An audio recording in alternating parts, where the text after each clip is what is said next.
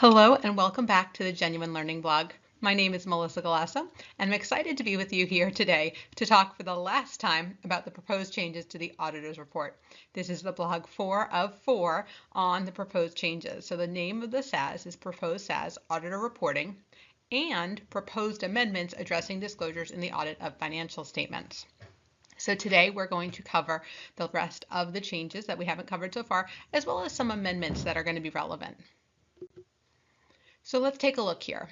So as we said earlier in our very first blog, there were three proposals that came out at one time. One was on the omnibus, one was the one that we're discussing now, which is the auditor's report, and then there is a third one on other information. After this blog is complete, the next blog will be on the last and final of this suite. However, so far we have looked at proposal 2 has 4 proposed SASs in it, and we've already looked at the first 3. So we've looked at forming an opinion, AUC 700. We've looked at key audit matters, AUC 701.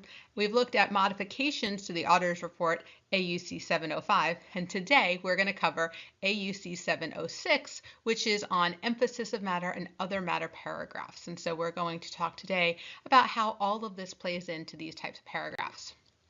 So emphasis of matter paragraphs, there weren't a ton of changes here. There was just some clarifications about the interplay with CAM. And so an emphasis matter applies when the auditor would not be required to modify the opinion. So if it's something that's saying that it's a qualified opinion or it's not in conformity with GAAP, that's not going to be an emphasis paragraph. That would be a qualified opinion, and then you go to AUC 705. Or when the proposed SAS communicating key audit matters, which was AUC 701, which we talked about, in the independent auditor's report applies. The matter has not been determined to be a key audit matter to be communicated in the auditor's report. So you would not want to do this in place of a CAM. You would want to follow CAM if it's a CAM, and then emphasis are things that are not CAM. So how does this relationship work? Well, when the SAS, communicating key audit matters, in the independent auditor's report applies, the use of an emphasis is not a substitute for a description of the key audit matters. So you would still have the key audit matter paragraphs here. Remember, when we go back to that scope, we're going to have our key audit matters a little bit different. Now, we have all these paragraphs in all these new locations. So we're going to have to talk about placement in a little bit. One of the biggest changes here is that if you're issuing a going concern, meaning you do not believe the entity will be around for what we consider to be a reasonable period of time, right? So we recently had SAS 132 on this. If you believe that they're not going to be around, that is no longer going to be an emphasis paragraph. That is going to have a section heading called Substantial Doubt about an entity's ability to continue as a going concern.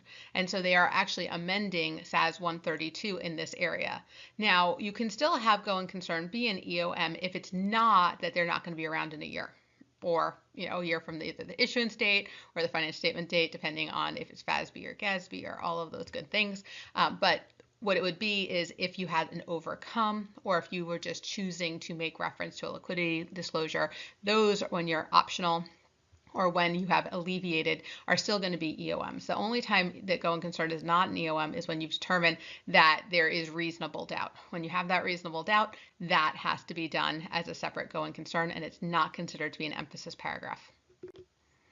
Now, other matter paragraphs, same concept applies here. When it has to be that the matter has not been determined to be a key audit matter, right? So when we're looking at an other matter, it can't be a key audit matter, right? Key audit matters, we've already defined those. If it falls under that, it has to be reported under the key audit matters, AUC 701. If it doesn't, then you would qualify under the other matter paragraph. So let's talk about placement. As I said earlier, we have all of these new things that we have to consider, right? We have CAM paragraphs now. We have required going concern paragraphs. We've moved the opinion to the beginning. We have a basis for opinion paragraph. Where do these go?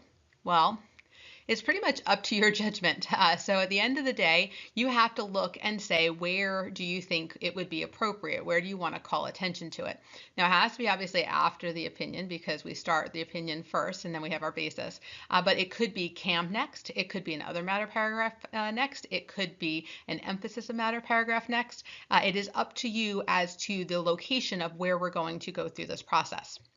Now, it could be that you have an other matter paragraph and you have two emphasis paragraphs.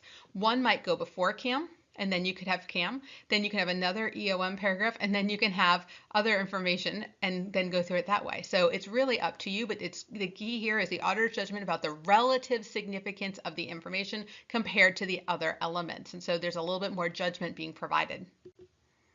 Now, when a key audit matter section is presented, we do have to label it as such. And if we have multiple of them, obviously we have to think about the relative significance of them. And then the auditor may also further context to the emphasis of matter or other matter paragraphs by indicating. So if you have multiple EOM, you might say emphasis of matter dash subsequent event, emphasis of matter, and then whatever the next one may be. So you could kind of go through to make them individual because they can all be in different places throughout the opinion now. When you have a key audit matter, it's presented, obviously, and an other matter, you have to also consider where you need to put the information to differentiate the other matter paragraph from the key audit matters paragraph. And so again, a little bit about placement, a little bit about how do you title that heading. So we've always had to give it an appropriate title. Now they're just giving us some clarification on that. So now that we're wrapping up this blog, which is blog 4 of 4 on the auditor changes and the disclosure project, we want to remind you that the proposed effective date is for audits of financial statements for periods ending on or after June 15 of 19. And that's ending on. So that would be June of next year. Now, comments are due by May 15 of 2018. So just kind of keep that in mind as you're thinking about this. So they're going to get comments back by May 15 of 18. They're going to have to then turn this around relatively quickly because it's going to be effective for any financial statements prepared on or ending on or after June 15 of 19. There were some other amendments that they had to make. So in addition to editing AUC 700, 701, 705, and 706, they had to make changes to a variety of other sections. And so there's actually a pretty lengthy appendix of all of these changes that are being made. I'm not going to go through all of them. Most of them are related to the disclosure project, calling attention to new procedures that would be required or new considerations that need to be considered during the either risk assessment phase or during the audit procedures phase. And so we're not going to go through all of them, but we do want you to know that there are many changes proposed. In addition, there are new example auditor reports, especially for certain sections like AUC 600, right? That had a lot of separate ones about that. Tons of new examples there. So several of them that are not in the 700 section that have example reports, those have all been updated. And AUC 210 also updates the engagement letter as well. So you definitely want to take a look at some of the examples as most of your reporting will be changing. So a couple of things I did want to call attention to here. AUC 200, if you look at the financial statements, you can see the impact of the financial statement disclosure project. And so here you can see that they took out the word notes and focused on disclosures. And then you can see at the bottom here, it says disclosures comprise explanatory or descriptive information set out as required, expressly permitted, or otherwise allowed by the applicable financial reporting framework on the face of a financial statement or in the notes or incorporated therein by reference.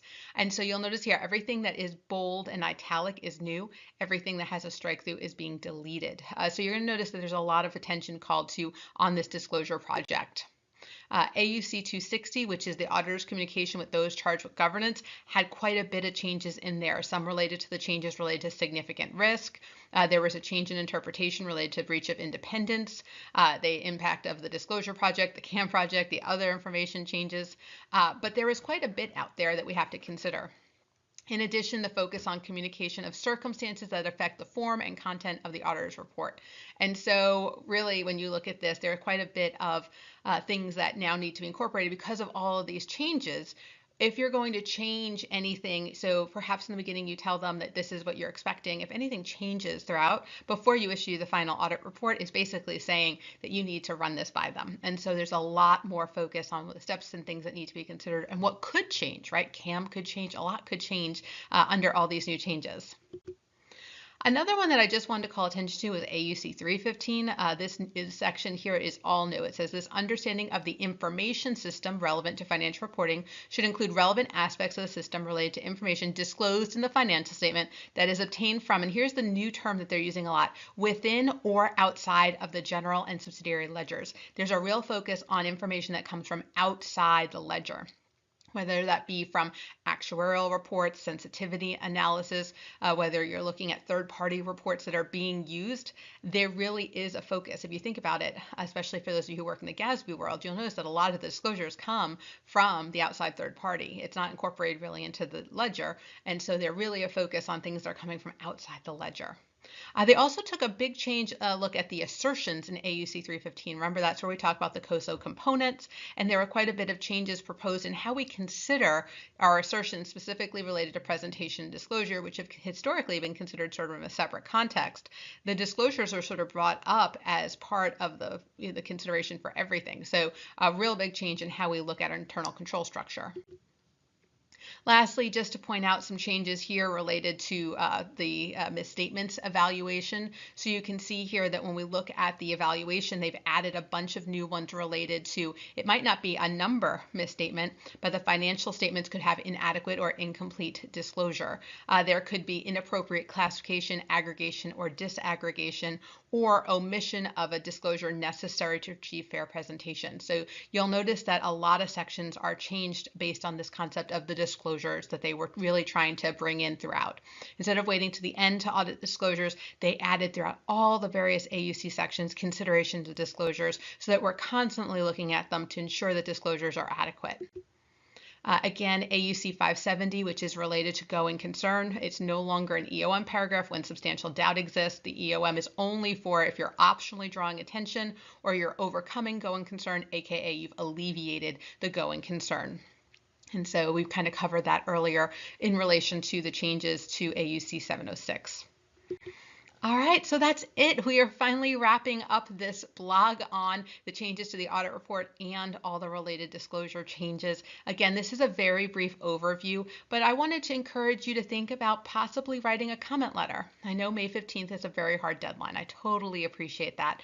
But I want to encourage you that by breaking it down and looking at the changes, you might have an opinion. I've tried to be as neutral as possible in expressing what the changes are so that you can develop your own opinion, and please consider responding. It's our job as CPAs to really think about the future of the profession, and if we're going to have to follow the rules, we should participate in the due process that creates them. So my goal is to bring you this information in an easy to understand format so that you can consider whether or not you want to participate in the due process.